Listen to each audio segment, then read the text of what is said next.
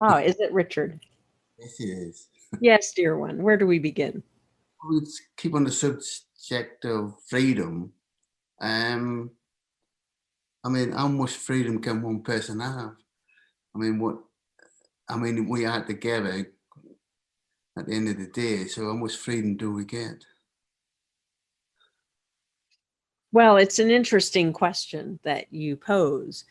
So there's freedom within the construct of society. Certainly so. Freedom to work in society requires responsibility. And each of you have made the decision that you are willing to operate within the laws of your society. Now, you may bend those rules here and there gently, but in order for society to function well, there are rules. Now, does that mean you've given up freedom if you agree to the rules? Well, not if you agree that the rules make sense to you. When you feel that the rules are productive, productive meaning they teach you something about yourself. So everything in your reality has the ability to teach you, to be an experience, an opportunity for curiosity. However, there are times when someone invites you to forego a freedom. It can be in a love relationship, it can be in a situation where, let's say, you want the job, and so they ask you to compromise something that you believe in. So many situations over the years, and you are less likely to do so now because you are much more conscious. But in your youth, in your young adulthood, where did you diminish your freedom? Where did you decide that your freedom didn't matter as much as someone else's? And so in society, there's this give and take, absolutely so. But at the end of the day, as you know from being in America, individual freedoms are the priority with harm to none. With harm to none is quite important. For if you can create reality any way you wish, why wouldn't you create everything with harm to none? And so each of you have learned to focus on that priority. And as you do so more and more, as you realize, oh, there are things I say I can't do, but if I change it to I won't, I realize that has a truer ring to it. Or if I say someone won't let me, and you begin to look at, wait a minute, I create my own reality through creating and allowing. Absolutely so. But if I'm creating someone telling me I shouldn't or can't, what is there to learn? What are my beliefs that I hold that limit me in that way? What if I gave them the script to read that tell me I can't do something? What if I own that I gave them the script to reflect back to me that I have a limiting belief? Or that I have a belief that keeps me safe? You see, it's never black and white. It's never easy to distinguish. You always want to ask, what's going on here? What is for my highest good? Is it important for me to speak up and change my resonance, to shift the reality? Did I put that there? And if so, why? And as you make freedom a very personal quest, where did I give up my freedom? When did I decide I had less? Or when did I decide less was safer? And how do I give my permission to myself to reclaim freedoms so that I can expand and grow and move forward? And so today, a ritual to gather from dominion, from the new world, a world that has never been, new definitions of freedom, a new sense of purpose, new levels of permission, permission that you give yourself. For it's so easy when your illusion bumps, when you bump against your beliefs, when your illusion gives you feedback that says you can't or you shouldn't. It's easy to say it's them out there making me do something or not do something. But there is no access to changing reality when you think that way. And each of you have gone through this process. We are not saying anything new here. It's a process of remembering. The access is through remembering who you truly are. Waking up.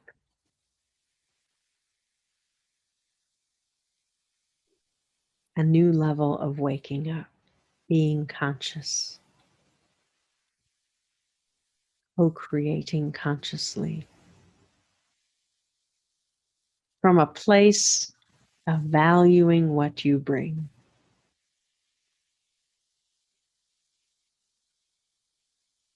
Does that help? Helps. Thank you. Really something to think Certainly. about. Thank you. Absolutely. We love you so. A Yeah. wonderful question. And so who is next? Please unmute yourself.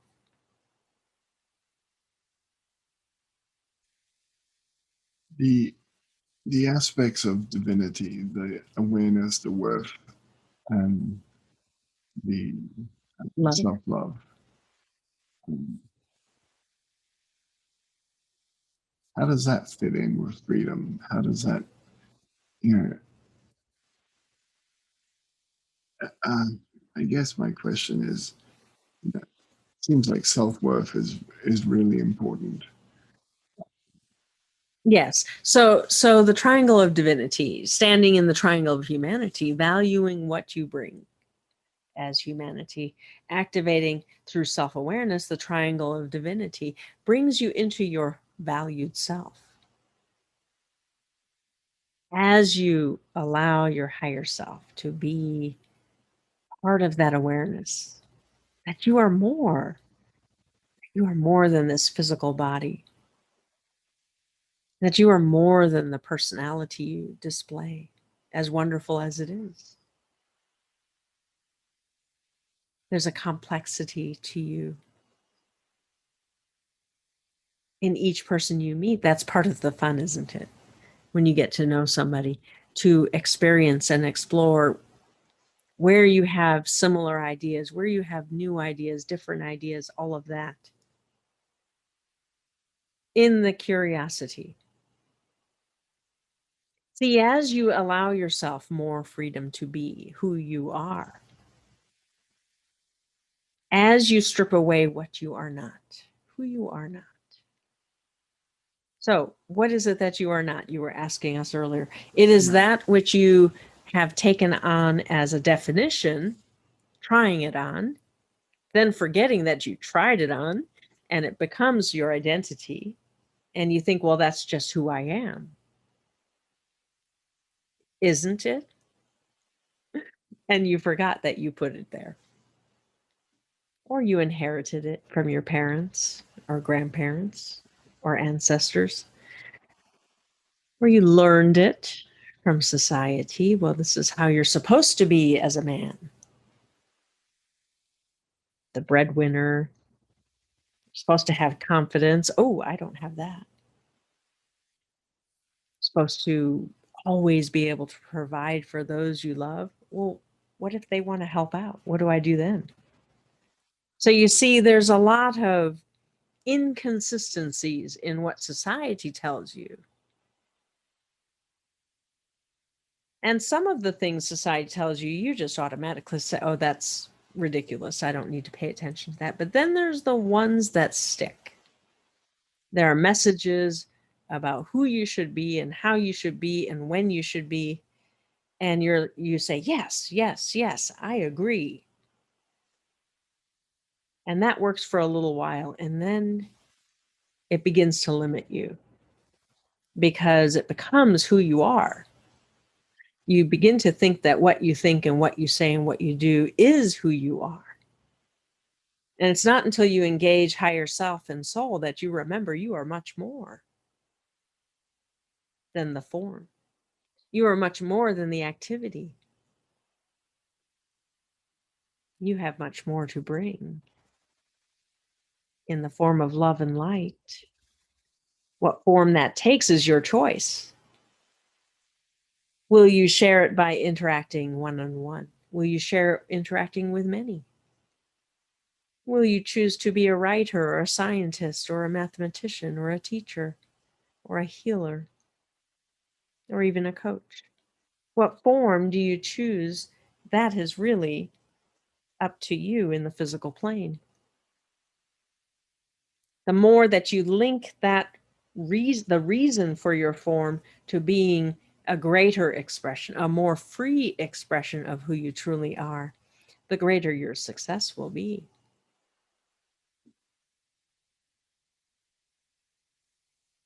Say that last part again. Mm.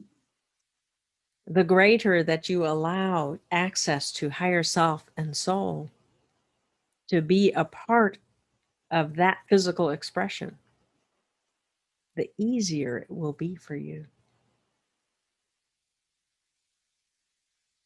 Mm. And what is the resonance that your soul exists in? That of unconditional love. So if you imbue yourself with soul, you're saying, I'm imbuing myself with unconditional love. So what immediately falls away are judgments of self and others, misunderstandings, limiting beliefs, all the things that kept you safe from harm, from the lack of love. For your defense mechanisms are not about being in love. They're about avoiding not being in love. They're about protecting you from alienation and loneliness and disconnection. They're about how to get love. Those are your strategies. But what if love were already in you? What if you're already plugged in and connected and it's flowing through you? You no longer need those protections, do you? What happens to loneliness when you commune with higher self? It doesn't mean you don't feel it, but you're able to begin to make sense of it. Oh, is this me? Did I misunderstand something here? Am I all alone? Well, my higher self's with me now. Maybe I'm not all alone. Maybe that time has ended, but I just haven't changed how I think about things, how I see myself. Maybe my identity is an old identity, an old image that needs to just fall away. I've outgrown it. It's no longer my focus to survive. My focus is on being loving, being more of who I truly am. And I have that freedom. I have never been more free today than I have ever been. For in this time, in this space, human consciousness has evolved to a place where each and every one of you can be more of who you truly are. And you're realizing if there are limitations, oh, I put them there. They keep me safe.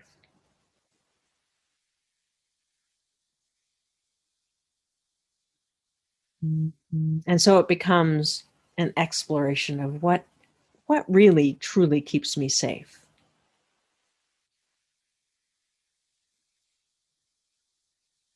And is it the same definition as when I was a child or an adolescent, or has it changed? Has safety become something I create for myself? Is belonging something I generate at will? Is creativity something I activate?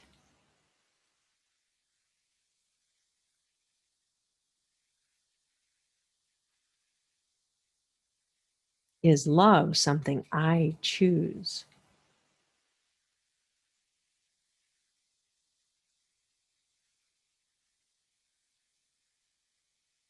Is the future something I dream? Is my relationship with higher self, soul, spirit, God, and goddess my choice?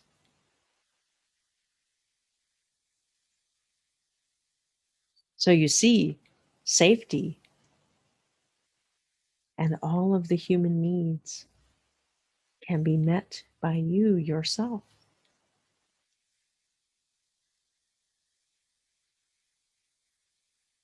The spiritual adult.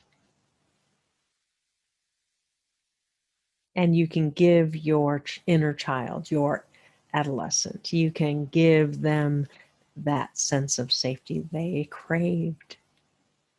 They didn't have when they were young, but they are in their world, in their realm, and they can have it there. And you can show them how you got it and how the world is different now. And their world can be different too.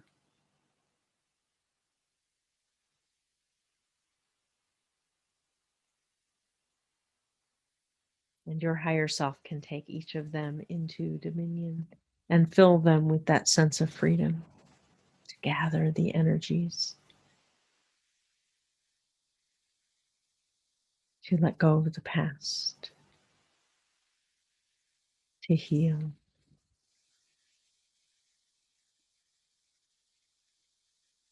and to finally feel loved. For some of you are still holding out. Many of you are still holding out more than you know. But the love isn't the form I thought it should be. Well, is it your 2-year-old's definition of love that you are still operating from? Is it your adolescence?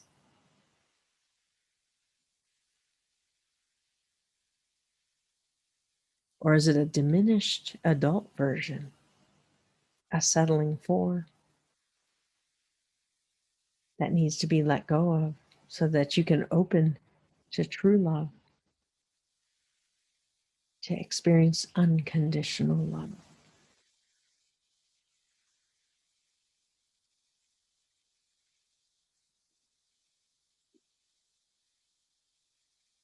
Or it is more important than you know.